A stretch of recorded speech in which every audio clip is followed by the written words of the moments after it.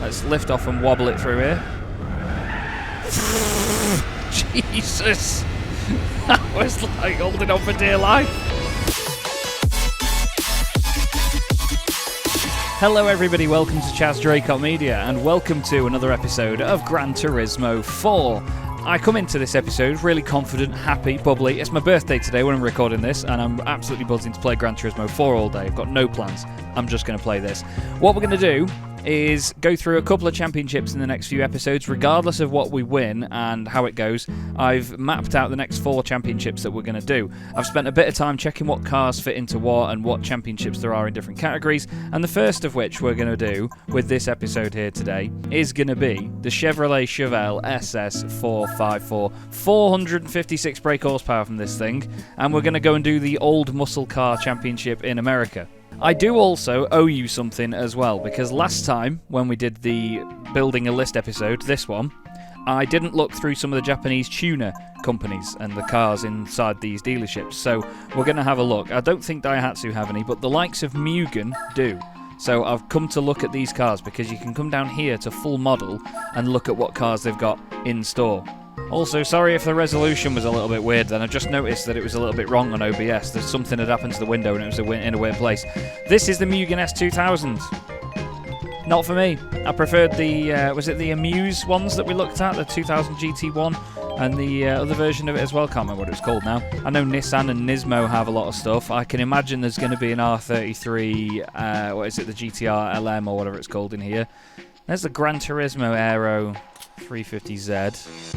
The Nismo 350, that's quite beefy. Oh, I do like that. Don't think it's list worthy. The 270R has to be. That is amazing. Absolutely amazing. The 400R, yes. One of my favourite Japanese cars. Now the GTR S-Tune, the R32, I'm not sure about, you know. No, Jap can. Yeah, do it. No, I don't like a red GTR. You can't get it in any other colour, can you? No, don't want it. And do we? Because it's a shed. When you drive it, it's an absolute shed. I don't think I'm going to have it. Not going on the list. What next then? Toyota. I'm sure Supra or some sort in here. Oh. No. Who else? Subaru? Oh, Mazda. We'll have Mazda Speed stuff, won't they? No Full Model there. That interests me. I would have thought there'd be some sort of Mazda Speed RX-7. I thought they did one. Oh God, you're all going to kill me if I don't check everything, aren't you? Acura won't have anything now. I'm just checking. Let's check the likes of Subaru and Mitsubishi. They're the only ones really that I think will have anything specific. No, nothing in Subaru. Over to Mitsubishi, and they've got the Rally Art shop. No, nothing there either. Okay. We do have manufacturer events as well, which I will try and get through later in the game. Let's get back out of this. Let's go straight over to America, no hesitation, and let's go to the Old Muscle Car competition. It's only $3 a win, it's up to 1980, and I think we're going to have the most power here by quite a long shot. So we're not going to do anything to the car, we're just going to go into it as is and see if we can win ourselves a championship and some money. The first race is at New York, then we go to Infineon and then Seattle. So let's start in New York, shall we, in our awfully coloured Chevelle. Once again, I come into an episode after just having my hair cut, and it's all prickly and itchy, and I haven't showered since, and it's really annoying. Okay, so it's Chevys and a Dodge Charger. There's some beefy cars in it. There's another SS like ours. I'm intrigued. Let me make sure that I turn the assists off. I just remembered on the spot there to turn the assists off. And I always call them assists, and it's driving aids, isn't it? There's going to be a lot of understeer. We know that. It's not going to break, so I'm going to take it easy to begin with. I might not win this race first time, but I'm just going to take it easy. And as ever, let's not forget that the gimmick of this playthrough is that I'm playing it on a Thrustmaster T-GT II force feedback wheel. The force feedback works in the game, and it's great fun to be playing a game this old on a wheel that is this new. Up to speed we go then. Gear changes are quite quick, actually, compared to what I expected them to be. Going to go into a hard braking zone. So this is the reverse of the circuit that we did an episode or two ago. What's the handling like? It spins up the rears almost instantly.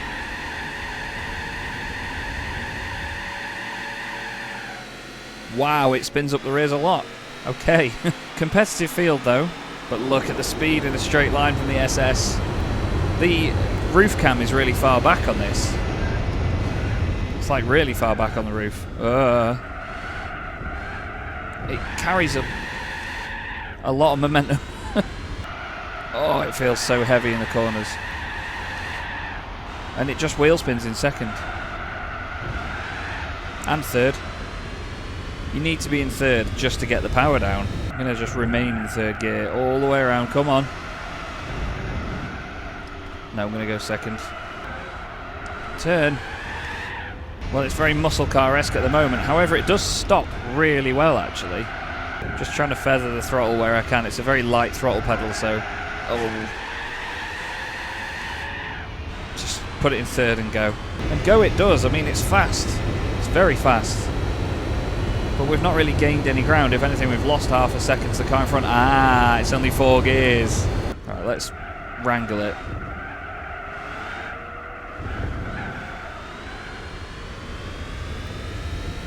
That was better. Nice and smooth on the throttle to get the power down at least. Stop the wheel spin. Not sure we're going to win this first time, you know. I think we might have to make a slight upgrade to the car.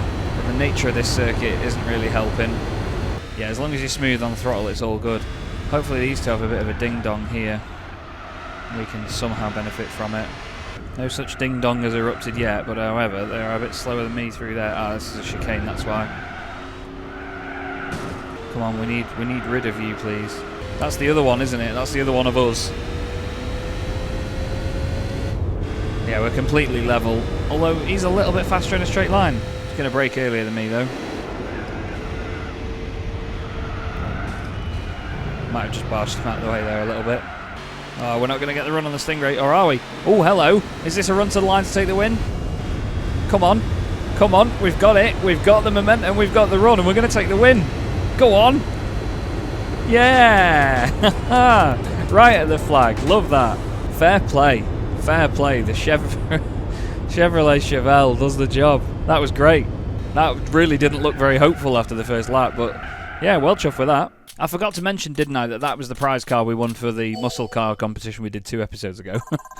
We won the Chevelle SS, and it's come very much in handy here, as it's won us $3 grand already, with no modifications made. Let's go to the next race. Okay, it's at Infineon... I can't even say it because I hate it that much. Infineon Raceway, known these days as Sonoma. Okay, a bit of a different grid this time. We've got a Pontiac Tempest Le Mans in here, a Mercury Cougar, and a Plymouth Superbird as well. No Stingray like we had in the last race. Up to speed. And let's crack on, remembering to be careful with second gear because of the colossal wheel spin from the rear. Like that. You can't just stamp on the throttle. It's got that much power. Oh, I'm so sorry. But the door was very much open. Whoa! Piggy wants to slide. That was cool. That was really cool. I enjoyed that. I felt like understeer, but it was alright. Past the Plymouth Superbird. Let the front dig in and then floor it. Try and spin up the rears. Around the outside. This thing is so fast. Like I said before, it's possibly one of the most powerful cars that you probably could enter in this competition as standard anyway.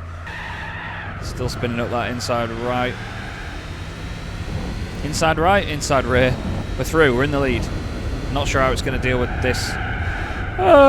Weight transfer through here. Wow. I'm not going to lie, I'm lifting to try and get it to over-rotate, but not that much. Come on. Ugh. The force feedback really is good. Now, I have done some testing in some... well, let me firstly explain how I got said cars, but I did some force feedback testing in some of the faster cars in the game, such as the Formula 1 car that you can get and a Group C prototype that you can get later in the game, because I was concerned about the force feedback, and rightly so, because the shuddering that we've had a little bit of in 1 or 2 cars before is unbelievable in the race cars. So when you get to like 160 mile an hour, I think it is, the wheel just starts to shudder left and right very aggressively, and you cannot hang on to it. There's no comfortable way around it. So what I've had to do is, for the faster cars, I've had to do a little bit of force feedback testing, because I have another save file from when we did a video for GT Planet with all the cars unlocked and everything, I only looked at a couple, so it's not really spoiled it for me what there is in the game still. I was very adamant to make sure I didn't ruin it. But there are some cars, and when we get to the higher speed stuff, where I'll have to turn the force feedback down. It may make life a little bit more difficult for me as well, because I won't be able to feel so much what the car's doing, and at such high speed, you know, I might need to be more accurate with the wheels, so could make some of those endurance races very interesting. But I have this wheel on 75% strength on PCSX2 at the moment, and it's going to need to be on about 35%, I think I figured out. You still get a bit of the shuddering, but you can you can sort of hold on tightly enough to the wheel to get around it at that point. It's all going well here at Sonoma. I remember in Toca Race Driver, as much as I hated this circuit, it was one where we were pretty much guaranteed a race win against the AI. I mean, I've gone off the circuit a few times here, so I'm not having the smoothest of races. This car feels really good though, I quite like it, you know. Hate the colour. There we go. Out of the final corner, and that's 2 from 2 for the Chevelle. A much easier affair that time round. Banging. Mercury Cougar is next up, then the Tempest. Only just ahead of the Superbird. And the winnings aren't massive here, but let's not forget we can always revisit championships and events if we really need to grind for some money. There will be a grind stream of one of the Japanese Compact Cup run-throughs as well. But just not sure on when I'm going to do that yet. Still, that's another race in the bag. Let's get the third one done. And we now head to Seattle. Is it on the standard layout or the reverse layout? I don't think it says, does it? I think we established last time. Oh, Seattle Circuit Normal. Brilliant. Great name. Let's go. Okay, another different grid this time. We've got the Shelby Mustang GT350R and the Dodge?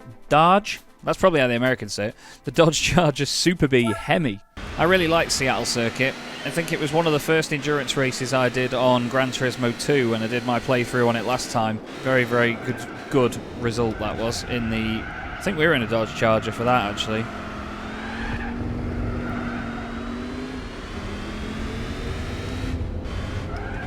Not much to say there, but oh god. Oh, whoa. Big frame jump there of some description. I was checking the wheel was straight then, because whatever that frame jump was, or whatever that massive jolt was, seemed to knock the wheel off centre. So having the wheel in the middle wasn't actually having the wheel in the middle. It seems okay. But that was really odd. Not sure if you're going to have seen that in the video or not. Look at these cars wobbling and shaking their way around Seattle. Oh god. Hello. Oh, room for a small one. Side by side still. We're going to go later on the brakes than the Shelby GT350. And he's still turned in on us. It's like Yuki Tsunoda. Ah, yeah. Oh, that was tasty. Yeah, alright. I get that he's still there, but I am as well. Whoa. I came off the throttle a little bit there because I felt understeer, and then all of a sudden, bucket loads of oversteer. Yeah, heat up those rears. Let's lift off and wobble it through here. Jesus! That was like holding on for dear life. It's so much fun, all of this, though. I really do love it. This is just ace doing this. I'm really enjoying this playthrough. It's a little bit difficult to sort of know what to do next, and obviously it takes a bit of time to get the wheel out, make sure that's set up with the force feedback still working on the emulator and so on. But it's so worth it. I wanted to just let go of the wheel over a jump and just show you what it did there. You could see how much it really wobbled about. Get off that curb. God, it wouldn't turn right then. Yeah, big drift through there. Let's lob it in.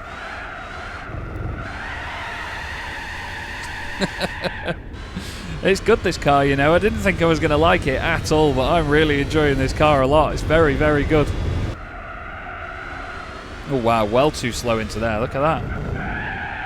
Oh, that was awful. I took a really shallow line through the first part of the chicane.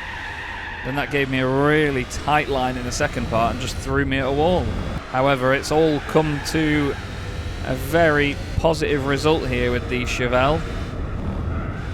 Again, sideways around the final corner, but that's 3 from 3.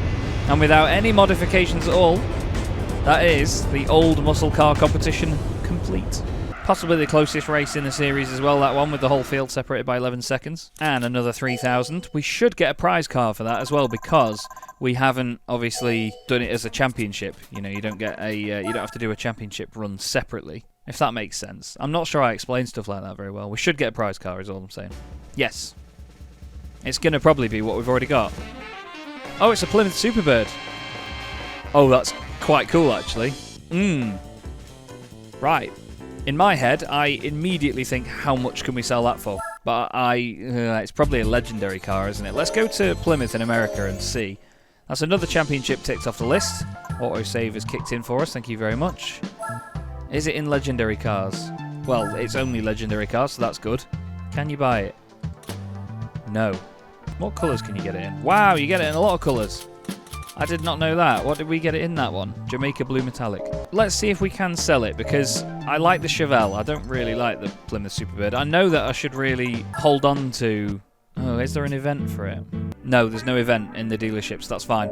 That's all good. I just worried then that if I'm going to sell it, then I have to win it again. Let's go back to home. See whether we can get an appraisal for our new car. Where is it? Where is it? Where is it? It is there. 9 grand. Is it really worth 9 grand? I think it's worth keeping for 9 grand. Yeah, gonna keep hold of that. Okay, I had a note on my phone of the championships I was going to do next. We will be now going over to, in the next episode, the Japanese 80s festival, which I'm looking forward to. So we need to get an 80s car from Japan here, and you all know what that means. We have to head back to the used cars, 1980s, and pick something from here. So the lineup has been updated. We need to see what we can pick. I'm not sure how often that kicks in, but still. We've just got to look simply at this part of the screen here at power, because I want as much power as possible. So we've had 167, 226. What's a 1983 300ZX look like? Oh, yeah. Oh, that's well cool. Well, that's currently top of the list at the minute. There's 11 GT Apex, 182 horsepower. What was the other one? 226. Yeah, it looks like that's going to be the one to be in. Oh, hello. We could get a Skyline for 15 grand. Is the 89 one an Arthur? Bought. Absolutely bought. We are buying that. Mega. 1989 Skyline. I didn't know it was that. I thought it was 1990. The R32. So we've got a Skyline. We've got a Skyline GTR. And in the next episode, we'll be putting it through its paces in the Japanese 80s Festival. But for now, that is all for this episode. Thank you so much for watching. I hope you've enjoyed it. And I'll see you in the next one.